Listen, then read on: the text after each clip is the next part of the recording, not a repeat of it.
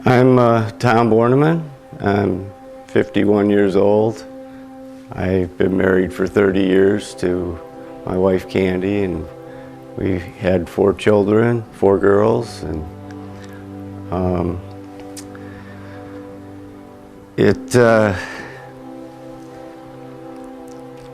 it was a struggle to get to that point where Candy would accept me as somebody that she would want to marry.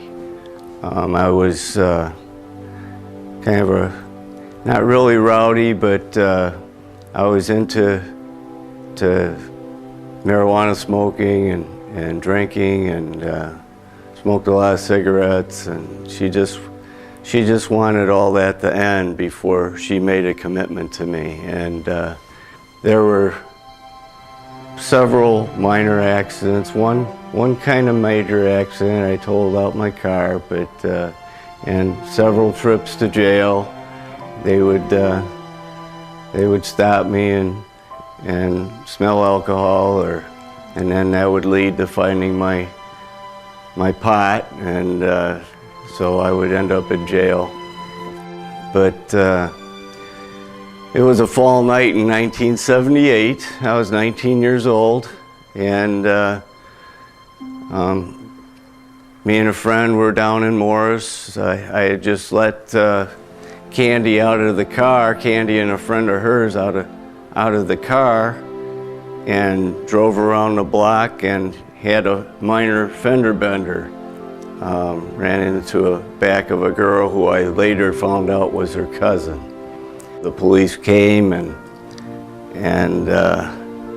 they smelled alcohol, and they found my reefer, and I was hauled off to jail again. But the thing about this time was it was my second offense in the same county in a rolling year. So it made that offense a felony.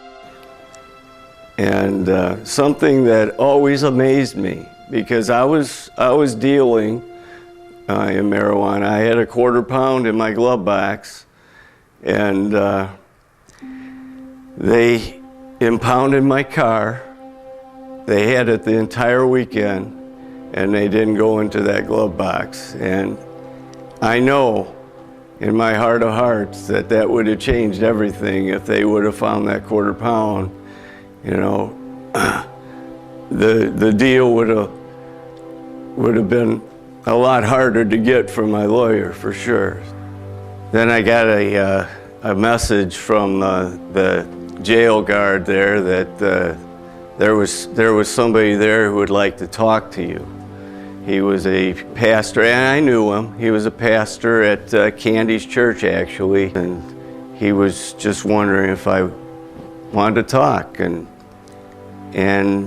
I don't know why, but I said, yeah, I wouldn't mind talking with him.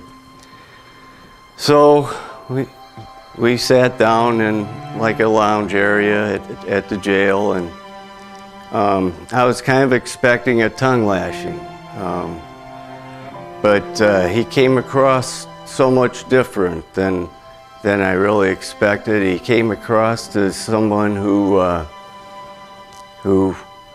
was humble and knew that there was things in his life that he had changed and even needed changing. But by the grace of God, you know, he had Christ had wiped out all that sin from his life, and it really caught me off guard. Here's a minister telling me things like that, and it just got me thinking, you know, and he prayed with me, and I didn't accept Christ then. He gave me some tracts, and I had plenty of time to read them that weekend, and so I was reading tracts, and I went to bed one night and rolled over and in my jail cell, and it was written on the wall. I hadn't noticed it before. It said, "This place is hell." And I'm like, yeah, they got that about right. I made up my mind that I didn't want to go there again. I didn't want to go to jail again. I was charged with a felony possession, so there was a chance that I would get a jail or a prison sentence. So I decided right then and there that Pastor Wigtill was on the right track, that I needed to repent of my sins, ask Jesus into my heart, and I was laying there in the dark in tears, just thankful for Jesus and what he had done for me at the cross. And I got out. That Monday, my dad paid the bail. I told my dad and my brother immediately that I accepted Christ in the jail. I would just like to ask the audience,